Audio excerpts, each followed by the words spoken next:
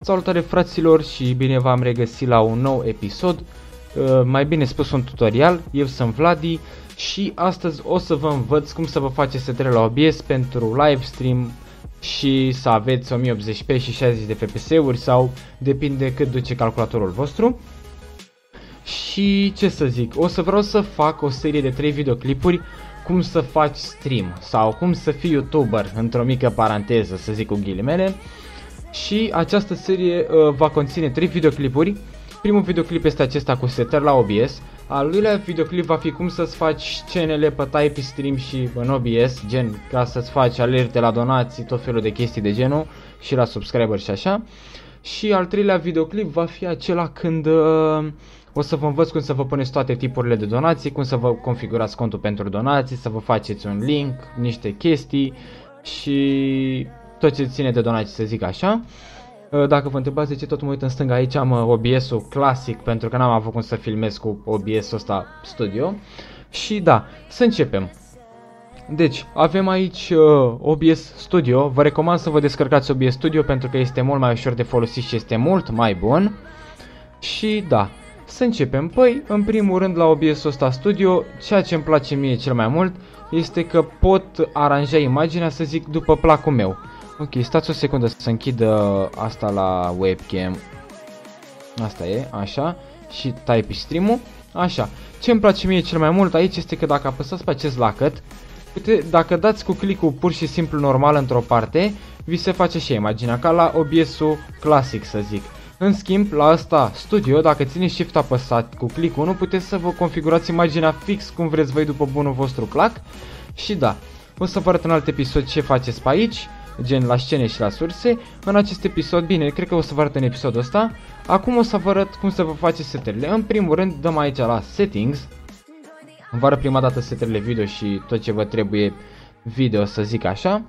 Și avem aici, s-a deschis primul tab care este de General. Aici nu umblați deloc, nu aveți nicio treabă. Avem aici limba, vă selectați limba, tema, dacă vreți Dark sau alte teme gen Acri, asta habar n-am cum e. Hai că mi s-a blocat OBS-ul, băieți. Până se schimbă tema la tot, mi-a dat direct moarte clinică. Acri așa, dacă vreți, arată dubios pentru mine, dar fiecare după cum vrea. Eu o să o las pe Dark pentru că îmi place mai mult Dark-ul ăsta. Bine, și asta e destul de mișto, tema asta. Așa. Next, al doilea tab, care este și cel mai unul dintre cele mai importante, pentru că fără asta nu puteți să faceți live deloc, este tabul de Stream. Aici avem serviciul, deci serviciul ăsta este practic platforma pe care vreți voi să faceți live. Și avem aici YouTube Gaming, asta în situația mea. Na, dacă vreți să faceți pe YouTube cum fac eu, dați pe YouTube Gaming. Dacă vreți pe Twitch, selectați de aici și na, depinde acum pe ce platformă vreți să faceți, deci selectați YouTube Gaming. Next, să zic așa, este serverul, care o să fie Primary YouTube Ingest Server, îl lăsăm pe acesta.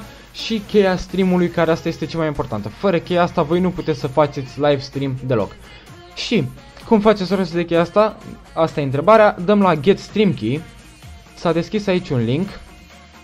Și pur și simplu avem aici, s-a deschis în YouTube Studio gen canalul nostru, live stream și dashboard. Aici aveți voi, vă puneți titlul, alte nebunii vă arăt eu după. Dați aici la setările streamului. O secundă.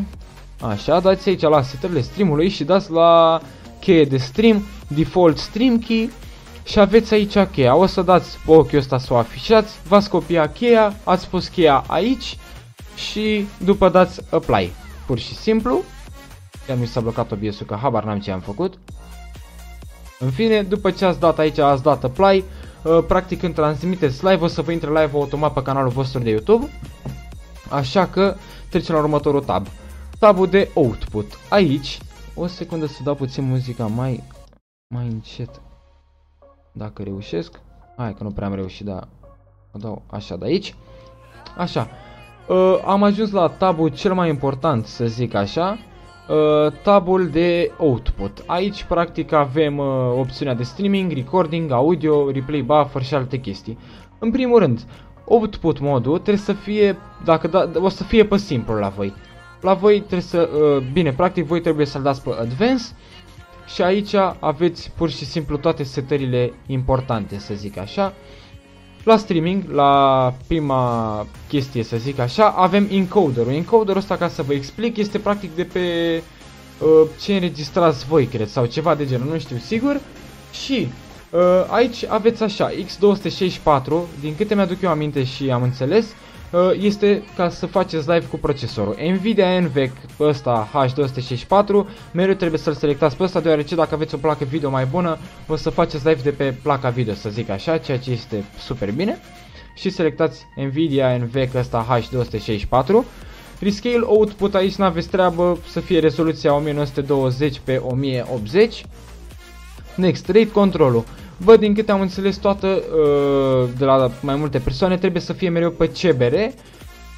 Așa, îl lăsați pe CBR sau îl selectați. Următoarea setare care este foarte importantă pentru live-ul vostru ca să se vadă bine este bitrate-ul. Băi, ca să vă zic așa, bitrate-ul ăsta depinde în funcție de PC-ul pe care îl aveți, de internetul pe care îl aveți voi. Eu am 9000, bitrate-ul ăsta acum depinde. Dacă aveți un net foarte bun, puteți să-l puneți mare, 9000 de exemplu, să nu, cum să zic eu, să nu fie, nu mai știu cum se numește, să nu aveți ca și cum live-ul să se vadă aiurea sau pur și simplu să se piardă imaginea, să zic așa, gen, nu mai știu cum se numește exact, cum naibii se numea, mă, în fine, nu mai contează. Bitrate-ul pe YouTube, din câte am înțeles, trebuie să fie, așa, avem YouTube bitrate for 1080p 60 de fps-uri, trebuie să fie între, uitați aici, pentru 1080p la 60 de CPS, trebuie să fie între 4500 și 9000, acum depinde de netul vostru. Eu am pus 9000, este mult mai ok la 9000, se vede bine, nu se vede blurat, așa, asta vreau să zic, imaginea nu este blurată. Acum depinde și de joc și de componente până la urmă, dar dacă aveți un net super bun, eu am undeva la, nu mai știu, ia să fac repede un test de ăsta, un speed test, așa, probabil o să-mi arate și IP-ul, dar asta este, o să îi dau eu restart la router că se schimbă, dăm un speed test, rapid. Ping 3, trebuie să faceți 2-3 teste ca să vă meargă ok. Așa, eu am ping-ul 3, download-ul văd că este la 600, îl aveam 1000 înainte. Depinde acum, uite 400, depinde acum, eu nu am un download și un upload foarte mare, dar na, asta este. Cel mai important este să dați câte 2, 3, 4 teste de-astea până vă arată gen valoarea internetului, să zic așa, gen capacitatea maximă a internetului. Așa, deci upload 402, cam atât am eu, pur și simplu. Eu am pus bitrate-ul 9000 pentru că este maximum pe YouTube pentru 1080p. Cel mai important este să testați. Deci voi între 4500 și 9000 puteți să puneți bitrate-ul pentru 1080p, 60 de fps-uri. Asta este cel mai indicat și de către YouTube, adică asta trebuie, astea sunt setările. Puteți să vă puneți 5000, 6000, depinde acum testați. Keyframe, următoarea chestie, keyframe interval, aici eu l-am lăsat pe 0, pe auto. Următoarea chestie care este super importantă pentru live este preset-ul. Aici avem așa, max quality, performance, max performance, low latency, performance și alte chestii. Eu pentru stream-ul meu am max quality pentru că am și niște componente bune la calculator și asta îmi permite. Max quality, gen aici este la cele mai înalte rezoluții, gen la cea mai înaltă calitate, să zic așa.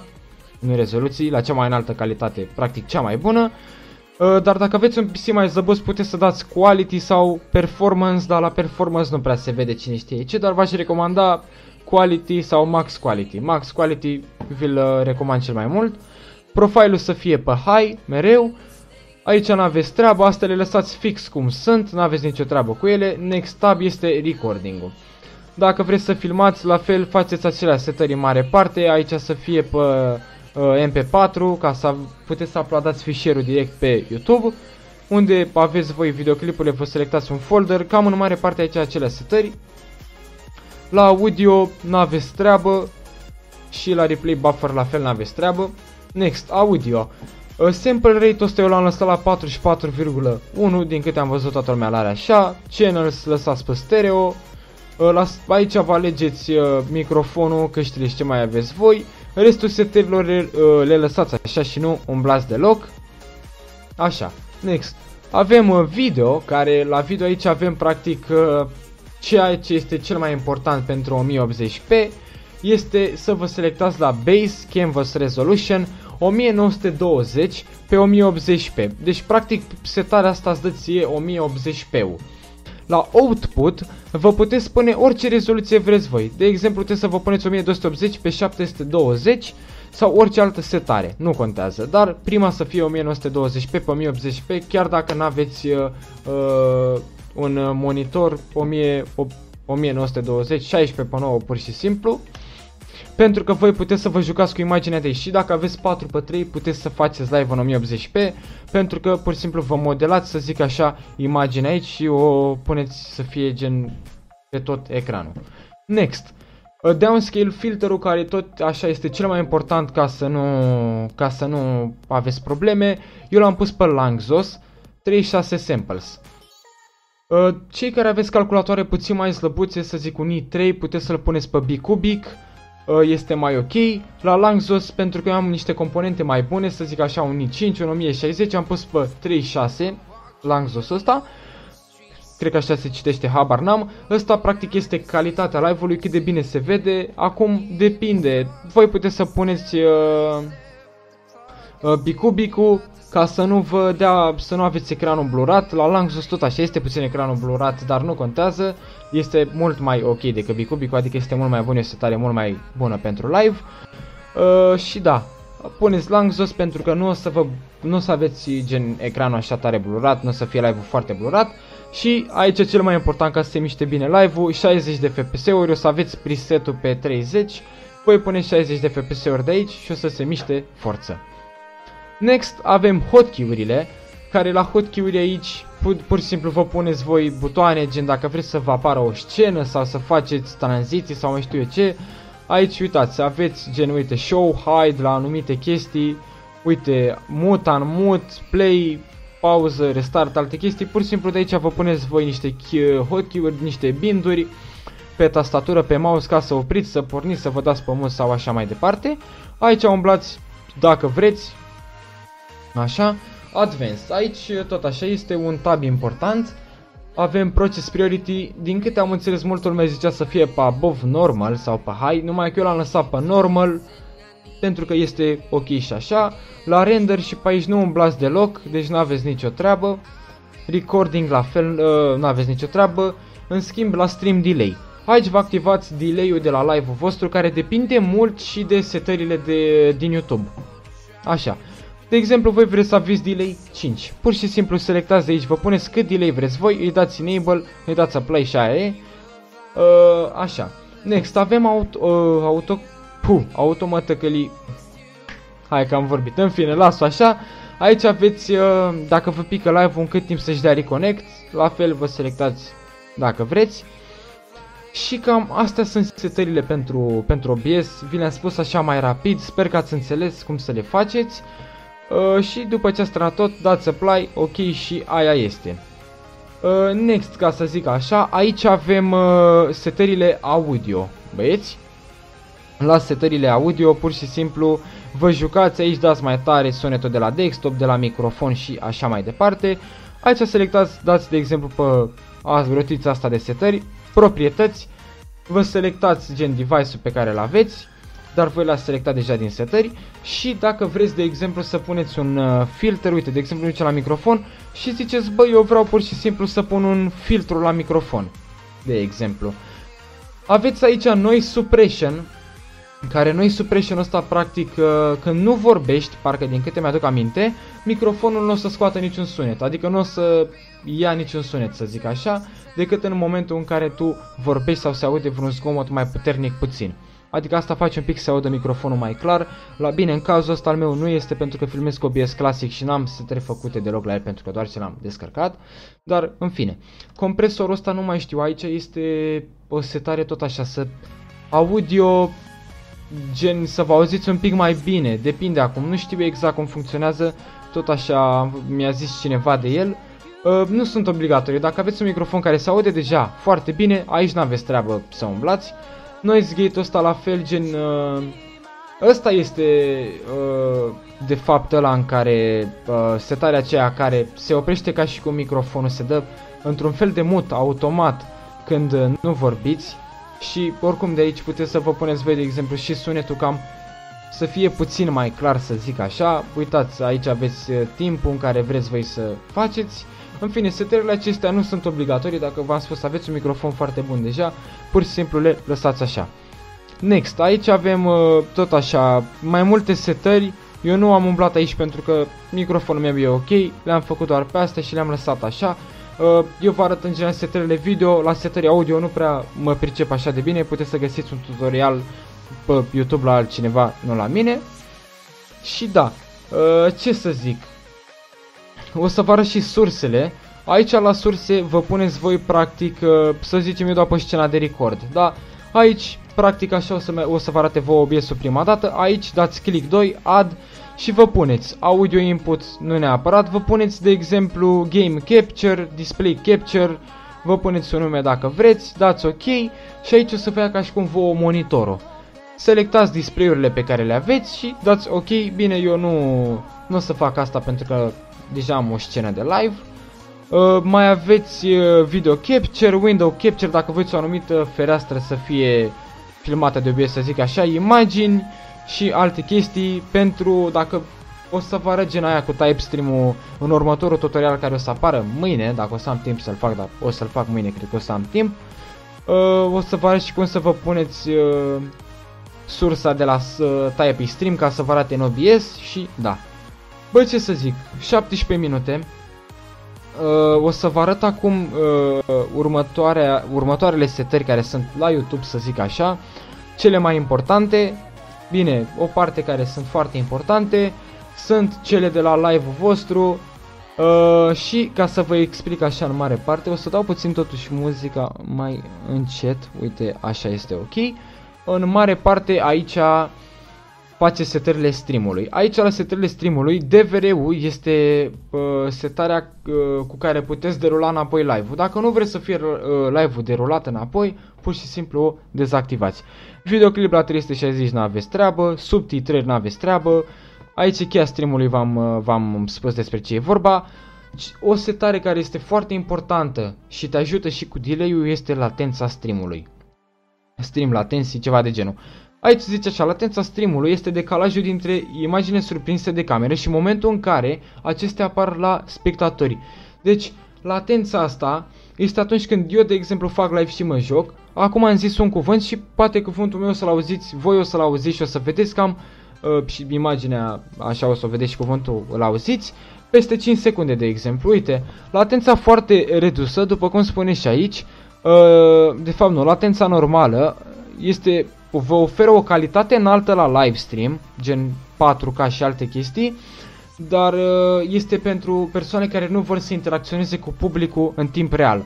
Latența redusă este una care ai un delay, să zicem, de 30 de secunde și latența foarte redusă este aceea când filmezi la 1080p și interacționezi cu publicul instant. Gen, tot ce spui tu se aude pe live, gen eu am spus acum, nu știu, CSGO, se aude fix peste o secundă sau jumătate de secundă auziți și voi pe live stream sau aud spectatorii.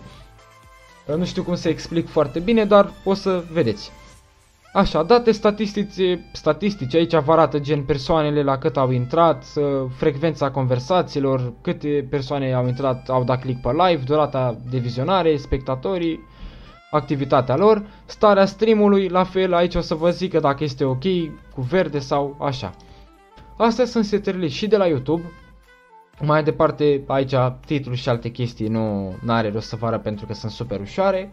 Și da, cam astea sunt setările pentru OBS, să zic așa, pentru YouTube.